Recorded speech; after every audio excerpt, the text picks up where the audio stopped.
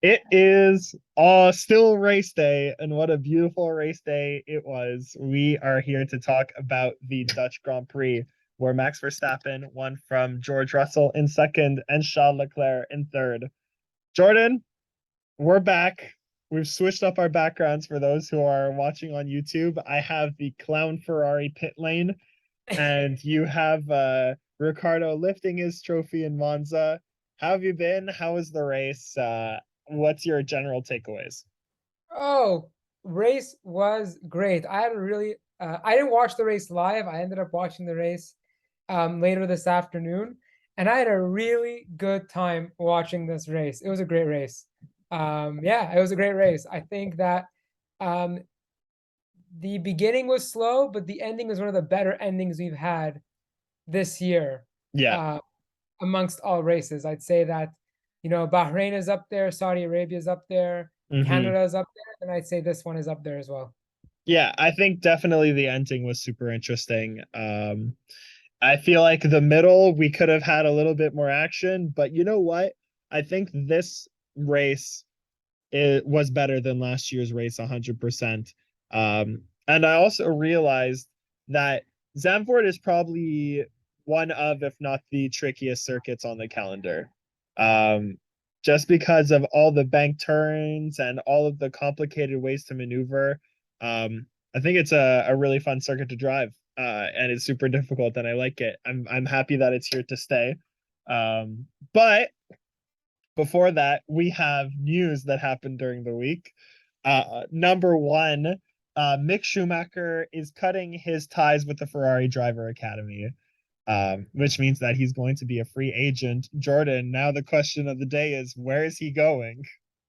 Where is Mick Schumacher going? My big guess is that he is most likely going out of F1. I do not think that there's a seat for him in F1 next year. No Uh, way. that is my hot take. Listen to this, okay? Who's Haas gonna bring on though? Like I heard Giovinazzi. This is the thing. The person who's going to Haas next year is the person that's in the back of me. Is Daniel Ricciardo. He's going to Haas next year. No Um, way. No way. Ricardo's going to Haas next year. and the way that I think about the driver, well, we're going to get into an episode of the silly season later on, but I do think Ricciardo is going to Haas. I think that Mick Schumacher won't be in F1 next year. So sneak peek to our silly season episode, which will come out later. But listen to my theory, okay? Mick Schumacher is not with the Ferrari Driver Academy. Therefore, he cannot join a Ferrari based team, which are Alfa Romeo, Haas, and Ferrari. So that crosses off three teams. He then cannot join Aston Martin because Aston Martin is Is full. full. He can't join McLaren. He can't join Mercedes. He can't join Red Bull. So who does that leave him with? That leaves him with either AlphaTauri, which is a Red Bull school, or it leaves him with Alpine. Now, see, Jordan, that's where I think Mick Schumacher is going next year. I think he's going to Alpine. I do not think he's going to Alpine. I think I that think Alpine. I think this whole rumor of like Pierre Gasly going to Alpine, I'm not feeling it. I'm not feeling So it.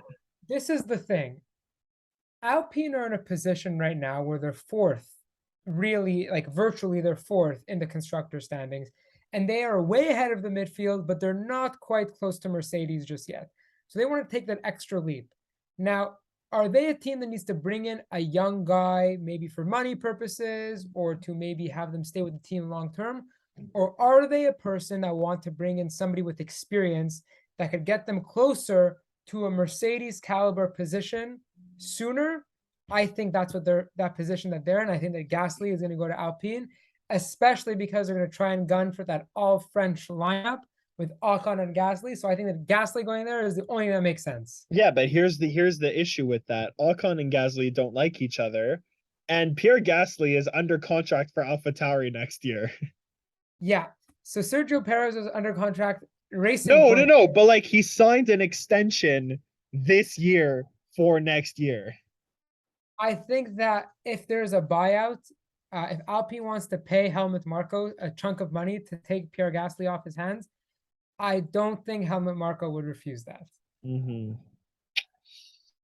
That's Well, my argument there. well, But speaking of buyouts, we have your background's replacement announced finally after the contract board's decision.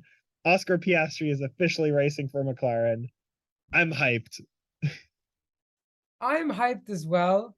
I really loved how after we found out Piastri was going to race for McLaren, how we found out that Piastri was signed the day after the British Grand Prix, and on the 13th of August, I believe it was, Ricardo tweeted he was staying at McLaren the year after, sorry, of July, after Piastri had signed his contract with McLaren for the year after. So I am so confused as to the communication, the internal communication that's going on at McLaren. Listen, I definitely want to know what's going on between both of those teams because I am living for all the drama. Yeah, look, Oscar Piastri is like this hot new restaurant that everybody wants to take, everyone wants to go eat at. And What? yeah, everybody wants to have a piece of Oscar Piastri. Alpine say that they wanted him to stay. He's been on the academy. He's been, you know, fostering them for years. And suddenly McLaren comes along and is like, oh, we're gonna pay you a bigger tip. And he's like, okay, I'm coming to you. Because I think that at the time that he signed that contract on July 4th, McLaren were looking at the better team. I think that today he could be eating his words a little bit. We'll have to see. We'll really have to see. I look, I don't think that Piastri is the hot new restaurant because he's been pretty hot for the last like 3 years, all right? The guy won F1, sorry, the guy won F3 and F2 one after the other in his rookie season for both years. If that doesn't scream talent, I don't know what does. So people have been eyeing this guy for years, and Alpine's been lucky enough to have him in his driver academy, but not anymore because McLaren. So let's see what happens with that. Speaking of McLaren, if we jump to qualifying, there was a McLaren driver that was eliminated in Q1, and his name is Daniel Ricciardo. Um, so I guess this is my point being like, hey, listen, McLaren made the right decision of letting him leave because he's not feeling it. Yeah, it was not a good day for Ricardo at the Zandvoort circuit. He also finished second to last, and virtually he finished last because Nicholas Latifi is at this point doesn't really count anymore in the. Nicholas Latifi was the only driver that got lapped after the safety car.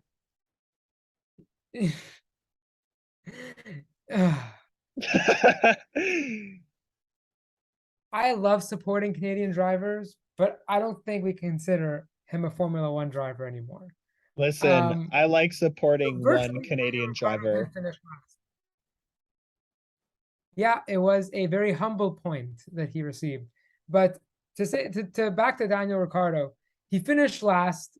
Um, Not a good showing for him. Lando finished P7, and you could tell that there is a big difference. And it's just unfortunate because he could be very discouraged, and it's a combination of him being very discouraged and him having a really, really not as good of a car as he's used to. Hmm. Well, So, there's another driver that I wanted to talk about in qualifying, and that is Yuki Tsunoda, because there are some times where, he'll have absolutely awful qualifying and absolutely awful races and he'll crash out. And like this time he had a team related problem where it wasn't his fault, but Sonoda was P3 in Q1. And then after that, he ended up starting near the he made it into Q2, but I think he was eliminated off in Q2. And consistently, he hasn't really been doing too well. So my question now is based on Tsunoda's really flip-flopping performance, is this it for Yuki Tsunoda in Formula One? Because I think it is. Yeah, I think it is too. I've thought it is for a very long time now. I had the feeling last year that Yuki Tsunoda, and I think I said this on the podcast before, but I'll say it again. Yuki Tsunoda is the type of driver that will lose more money for AlphaTauri than he will bring in ever in his Formula One career. Oof. And and that is purely based on the amount of crashes, DNFs, and malfunctions he brings to that car. Think about our home race, the Canadian Grand Prix, where he also DNF'd because of an issue. Today, he DNF'd because of an issue. He has very inconsistent qualifying Mhm. performances. Think about his I think third or second ever qualifying in Imola where he crashed out. Yeah. Uh, But the thing is that AlphaTauri's been so off the pace this year. It's not necessarily like Gasly has done super well this season either. he hasn't, but he has given that car more issues than he has brought good things to that car. Mhm. Um, and I hate to say it because you know what? I want to see a short driver in Formula One. I want to see a Short Kings. yeah, I do. Every Formula One driver is tall. You know, Esteban Ocon, George Russell, they're all tall guys. And, you know, I'm one of the shorter guys in the world. I want to see a short driver succeed. And I met Nicholas Latifi. That guy is monstrously tall. So is Mhm. Albon. I met both of them. They're both very tall. That was my first impression of both of them. So I really want to see Yuki do well, but I don't think he'll do well solely for the fact that based on strictly financial metrics, I do not think that AlphaTauri wants to keep him. I think he is way too inconsistent and costs them way too much money to fix the car to the point where they may not have the money to spend to fix the car at one point because the cost cap Cost is cap. and so I think that Yuki's a fine driver in F2. He was an amazing driver in F2 and deserved that seat to begin with. But I think that when we get near the end of the season, I predict that the conversation is going to be more about teams replacing parts and having trouble doing so because of the cost cap. Definitely. I And, mean, we have what, 7 races left in the season. and I think Um, we talked about more by David Croft, Anthony Davidson, and all those commentators, Julian Palmer. They're all going to be talking about that in the last 3 races. And Jensen Button was on commentary today also. It was great. so was Nico Rosberg, and I loved Now, it. I think did you hear? Hold on, I wanted to talk about this later, but since you mentioned Nico Rosberg, did you hear when Nico Rosberg was like, "I'm rooting for Lewis"? yeah, I hope he keeps Max in back of him, is what he said. Listen, that was as surprising as Nico Rosberg being Lewis Hamilton in 2016 with Equal Machinery. An equal machinery, right? Yeah, exactly, an Equal Machinery. Yeah. So yeah, anyways, I think that's what they're going to be talking about in a couple races time. They're not talking about it just yet because it's not really an issue just yet. But I think that when we start hearing more about that, the mainstream media and avid Formula One fans will understand why it's Yuki Tsunoda's time to become a reserve driver. Yeah, I think. Yeah, but You don't imagine. lose money in the simulation. Yeah, but oh, that's a burn. That's a major burn. You heard it here first on the JJF1 podcast. You don't lose money in the simulation. Yeesh. But like the thing is that if Gasly goes to Alpine, Yuki Tsunoda leaves, who's coming in? Because like right now, no one in the Red Bull Junior Academy gives me that major like he no one gives me that major, I don't know, attention grabbing drives or anything like we like Yuki Tsunoda, like Alex Albon did in his time. Um, there's no current driver. I mean, maybe Liam Lawson in the driver academy, but otherwise, I don't see a major, next level talent that's coming in the Red Bull Junior Academy. And this is after me saying for like the 2 years that Jehan Daruvala was going to be in F1. So Yeah, look, I won't say who I think is going to be at AlphaTauri next year, just because I want to keep that for the driver silly season episode we're about to do. But what I will say, Jonah, is, and we're going to talk about the Grand Prix after this. there's been a lot of drivers, even though they're part of another driver academy, go to another set of teams in another driver academy. We've seen that with Guan Yu Zhou. We've seen that with Oscar Piastri. We've seen that with Alex Albon. I'm Don't saying tell me. get No. ready for a shakeup. I think I know who you're thinking of, and I'd be surprised, but we'll see. Um, quick thing is, another quick points are flares on track. Come on, Yeah. really? Like, My whole take is you're not a real F1 fan if you're throwing the flares on track. It's dangerous for the drivers. It slows down the session yeah. makes and it's just overall very dangerous for the You drivers. know, So you know that don't do that. flares are illegal on tracks, right? Like the security just sucks. They suck at every single track. Look, just don't do that. Yeah, Don't this is very dangerous. but like, don't bring in flares. Number one. Number two, if you're security, you should be able to catch a thing that's like this big. So, you know, Yeah. well, yeah. Also, how gutted were you that Lance got into Q3 and then had a technical problem? Because I Yeah, was I sad. was I was actually watching qualifying in French on the French from France feed because my phone is in French for those who don't know, and it for F1 TV won't let me change the language of when I watch F1 ever. So it only lets me watch it on the French from France feed. And as they say in France, Lance Stroll, il volait en Q2. He was doing super well. I thought he was gonna, go into like the top five or something like that. And then I hear Lance Stroll has a technical problem, and I'm like, no. Look, I see some improvements for Aston Martin. Look at them next year. I think they're going to have Yeah. some next year. Well, what was really interesting though? Max Verstappen getting pulled by, was it 21 thousandths of a second? Oh, Something crazy that like was that. hot.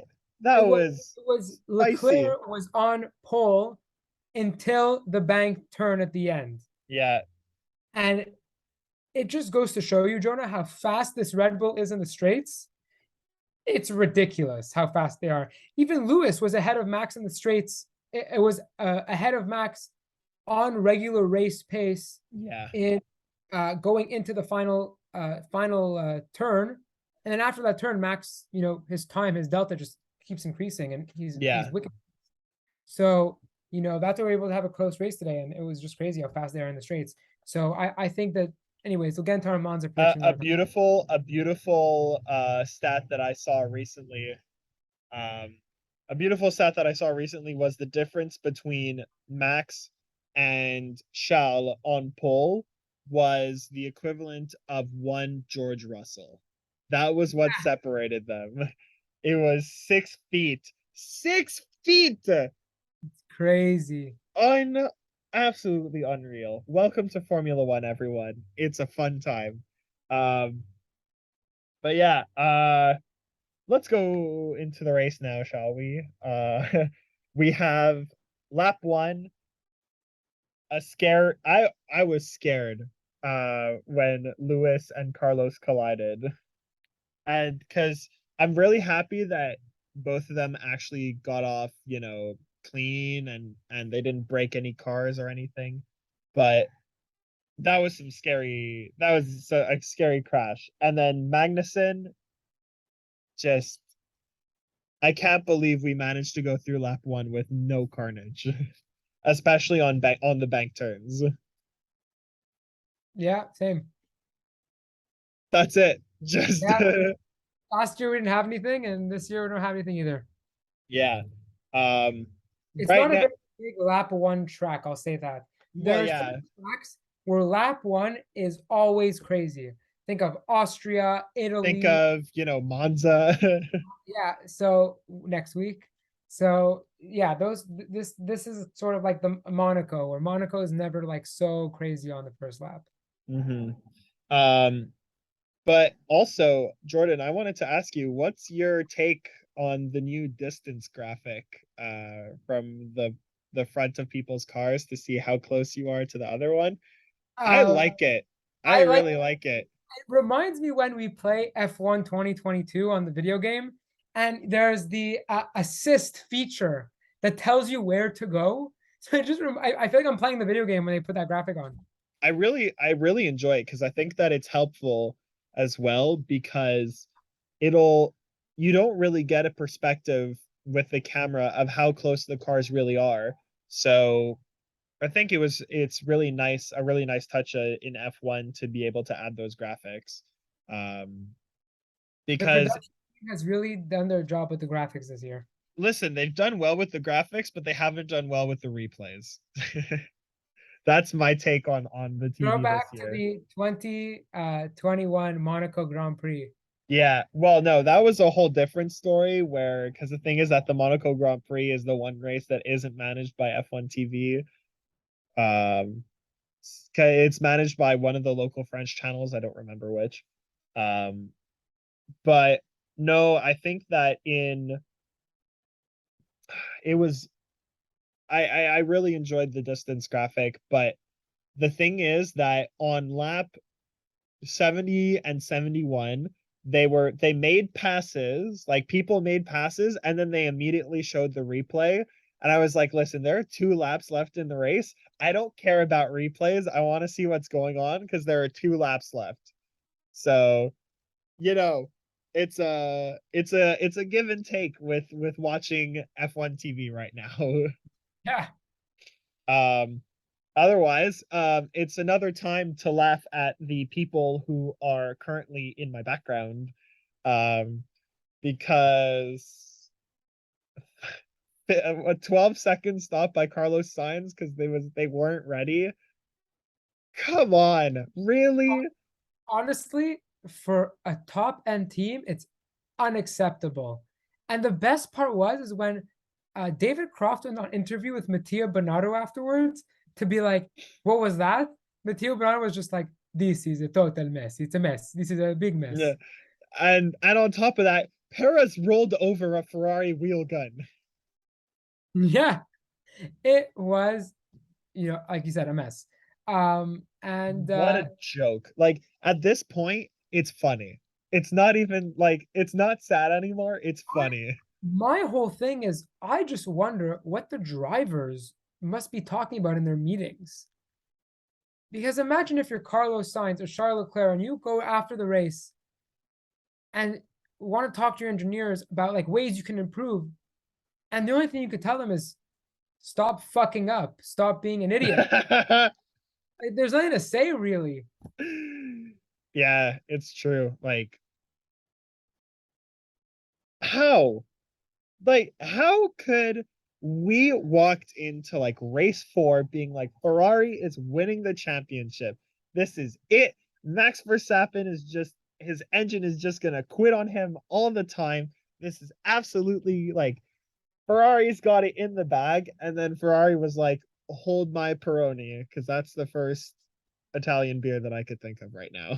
But listen, hold my Peroni. You thought that we were gonna do well right now? Ha! Think again. Think again, my friend.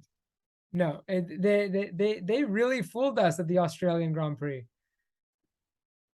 Madness. Madness. Yeah. Um, Another point that I really enjoyed was the Padawan and the German Padawan and Master going at it.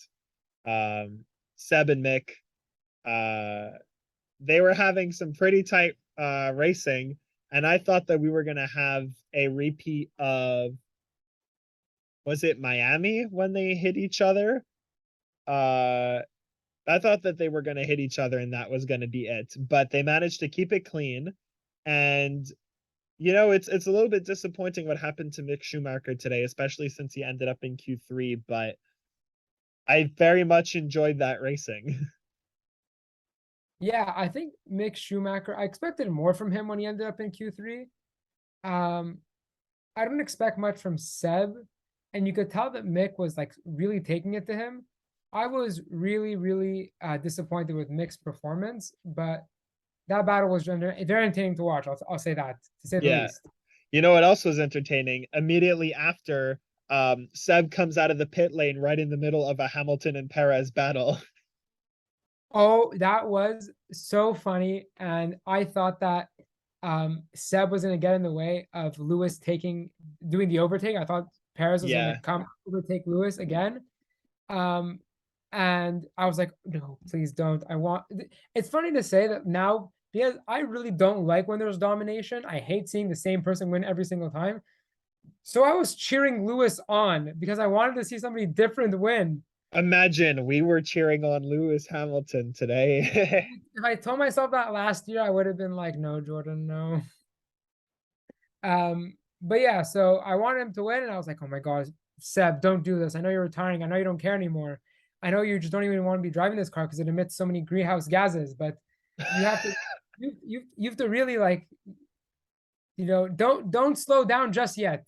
Don't mess up. Don't mess up. Don't mess I up. think I did he end up getting a 5-second penalty if I'm not mistaken for ignoring blue flags. I don't remember. I I don't think remember.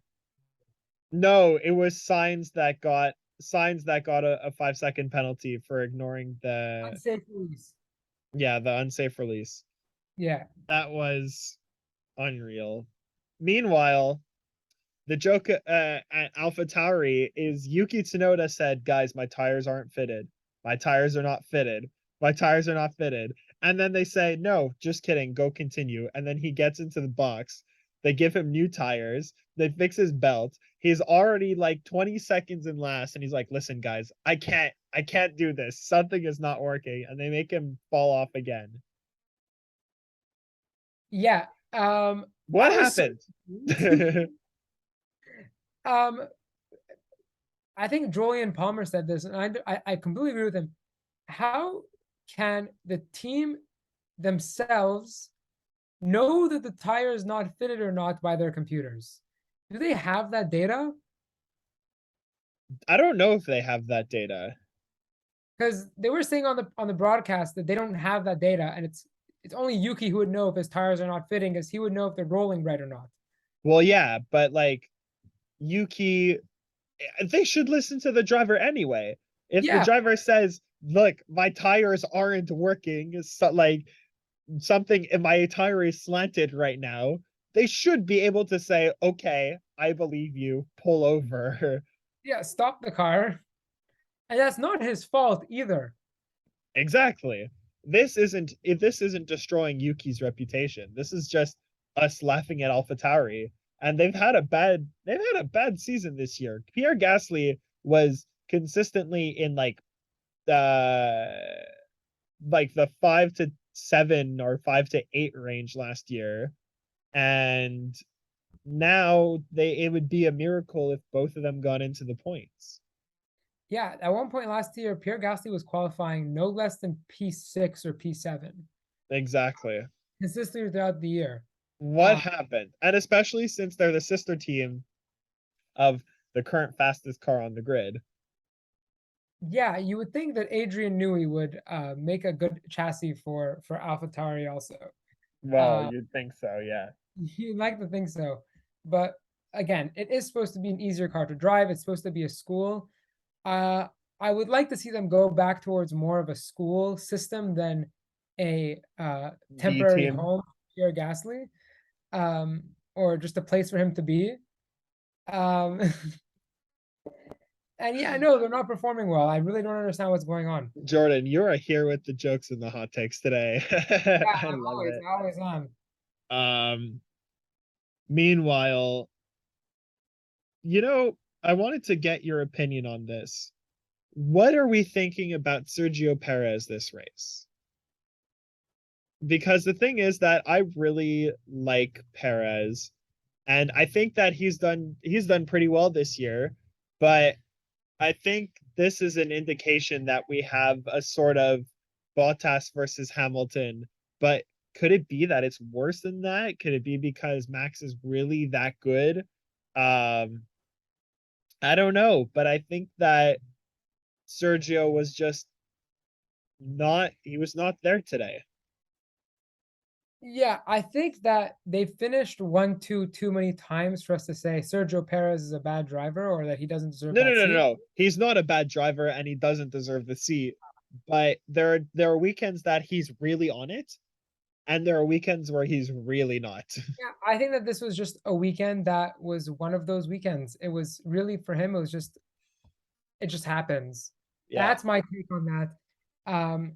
Meanwhile, we ripped Valtteri Bottas every single race last No, year. no, no, no, no. Do not add me in that equation. I ripped Valtteri Bottas every single You year ripped last Valtteri year. Bottas. I had faith that he would pick it up. How He did misplaced sometimes. that faith was. He did sometimes, and he didn't at other times. No. Uh, well, look, I think that in terms of the team dynamic, Hamilton really misses Bottas right now because now he actually has a decent teammate. Uh, Speaking of which, this is what we need to talk about. Jonah, do you feel that the seesaw is going, and up? They're prioritizing George Russell now more than Lewis. I'm going to answer that with a I forget what the guy's name was, but it's this really popular impression video of this guy doing F1 people. I don't know if you've seen the video before, Jordan, Oh or if yeah, I you have. I fully yeah, have. where the guy's doing an impression of George Russell, and he says, "Listen, it's not easy coming into a team and being a number two driver and having a lot of expectations placed on you." And I think Lewis has taken to that role really well. Yeah. I think that answers the question. Now the hot question of the day is: did Mercedes mess up, or were they just trying to prioritize George Russell? No, I think that Mercedes took a gamble um, because I heard it on the radio. Listen, Mercedes wanted to win, and they took the gamble that gave them the potential to win, and it didn't work out in that favor. Um, and look, do I feel bad for Lewis Hamilton? Yeah. Do I think that Max's pass was borderline illegal? Yeah, as well. Uh, but I think that all things considered, there are some times where you go all in and it doesn't work out. And in this case, it just didn't work out. I don't think that they were trying to prioritize George. I think that if Lewis was in P1, they would have tried their best to maintain P1. And with that gamble, it just didn't work out. Yeah, I actually am going to disagree with you on this one.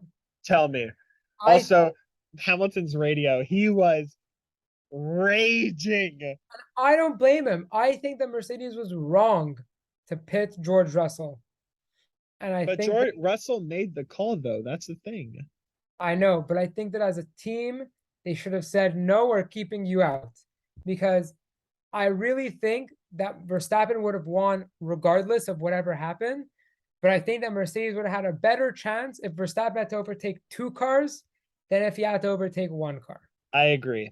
I agree. But I think that it at another I think another thing as well is part of this was self-inflicted because Lewis, I wouldn't say messed up the restart, but he didn't necessarily do well on that restart because I think he hit the throttle It too looked like it early, did which well. gave Max the toe.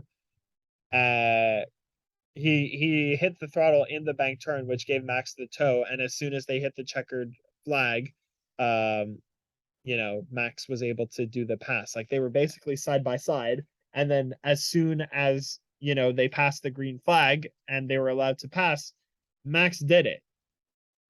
Yeah, he's a very aggressive driver. You can't blame him for being one. And I think that had Lewis uh, not felt betrayed by his team, he may have he could have put more effort into it. I don't think he was betrayed by his team, Jordan. I think that they just made a gamble, tried to I win, it think didn't that work out. I think that in the heat of the moment, there's a lot of adrenaline going through your body and your mind, and I think that he really thought in that moment that his team took the wrong gamble and they made a decision that was in the interest of him not winning, in the interest of George winning rather than him, Mm-hmm. where he had track position and George didn't. Mm, you know, for all you know, Mercedes could win next race. So Look,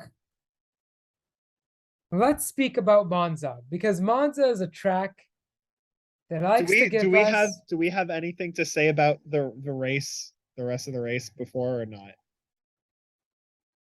I'm good uh because we could just laugh at Carlos Sainz getting a 5 second penalty on top of the fact that he had a 12 second stop. Also, Charles Leclerc drove the quietest race in yeah, Ferrari the history. quietest P3 in history. Yeah.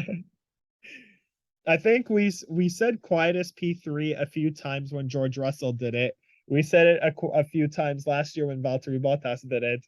I think now it's Leclerc's turn to just quietly get into P3. Yeah. Um Um, yeah, that's what I have. but yeah, let's talk about Monza because Monza gives us moments like these. It gives us a lot of irregular moments, things that we don't normally see in the rest of the Formula calendar. A Daniel Ricciardo win, a Pierre Gasly win, a Lance Stroll on podium and on the front row. You know, it gives us a lot of irregular moments. Do you think, Jonah, we're going to have another Monza moment next weekend? I Or do you do. think I do. it'll be a I th domination? I think that we're going to have a team that has not won a race this year win a race this year. Now, That do I think that it's going to be Mercedes? No, I do not. I think that, and bear with me here, I think it's going to be Alpine. that's a very, very educated inference to make. Because like I said, they're knocking on the door. They're kind of like P4 right now in the constructors. So Mm-hmm. they'd be the most realistic option. I think that we're gonna have another spa sort of race where not Max doesn't come from P14, he'll be P1, but he will be like 30 to 40 seconds ahead of whoever's in P2. That's your hot take. It's not my hot take. That's what I think is gonna happen. I don't think it's gonna be another miraculous Pierre Gasly win. Hey, Um, look, if we continue this streak of having crazy winners, I would absolutely love that.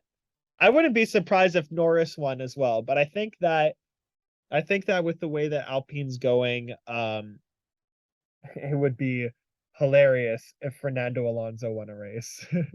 that would be amazing. It would be kind of like Daniel Ricciardo's sort of resurrection last year. Now it'll be an Alonso resurrection, except this time he'll carry the momentum into Aston Martin. There you go. Yeah. My hot take is that uh, I think that the Aston Martins next week will not only get double points, but I do think that Lance will finish P5 and above next week. Oh, That's going to be my hot take. I love that hot take. I'm a I very think happy person. I think he'll qualify well and finish P5 and above. I hope you enjoyed my meme that I put up on my personal Yes, a very on my humble personal point. I Instagram. enjoyed the humble point. It ain't much, but it's honest point. Yeah, an honest point. Monza is always a great time for me personally because it's always around my birthday. So practice day is my birthday this year, so it's So to gonna all be the JJF1 fans, tune in to wish Jonah a very happy birthday. it's gonna be a fun week ahead. And the the triple header is gonna be finished after this. Which means that we're going to have, if I'm not mistaken, 2 weeks without a race, and then we're going to, I think, Japan. No, Singapore. We're going to Singapore after Monza. Um, and in the meantime, we are planning a new series of podcast episodes called The Future of X. And X being whatever team we feel like talking about. just going through each team, seeing where they are, where they could go, who they have now, who they have lining up, a little bit of everything. I mean, Jordan, if we are gonna tease a little bit, which team are you most excited to talk about? I am most excited to talk about Haas F1 team because they're a team that has been in the back of the pack for the past couple of years, but they look like they have a bright future ahead of them. And so tune in to see why I think that. I'm actually excited. Besides the fact that I'm excited to talk about Aston Martin, because we all know that I'm excited to talk about Aston Martin. I'm excited to talk about McLaren, um, because we saw McLaren have this major upward momentum, and for all you know, they could be stagnating right now, in terms of their car development. And now they have their lineup set for next year. We could see what potential that driver lineup has. And for all you know, both drivers could be on a pretty short leash. So interested to see what we say about McLaren, especially since I grew up watching McLaren. You know, for me, it's the silver Vodafone McLaren that will always stick in my mind as my childhood F1. So yeah, I'm excited to talk about McLaren in that sense. Yeah, I'm excited for those episodes. So tune in. We'll also have a silly season recap prediction episode coming up. Tune Yeah. in for that. And Jonah, take it away. Sign off. If you want to hear everything and anything, feel free to follow us on Instagram and like our Facebook page at the JJF1 podcast. And we will see you for the next episode. See ya.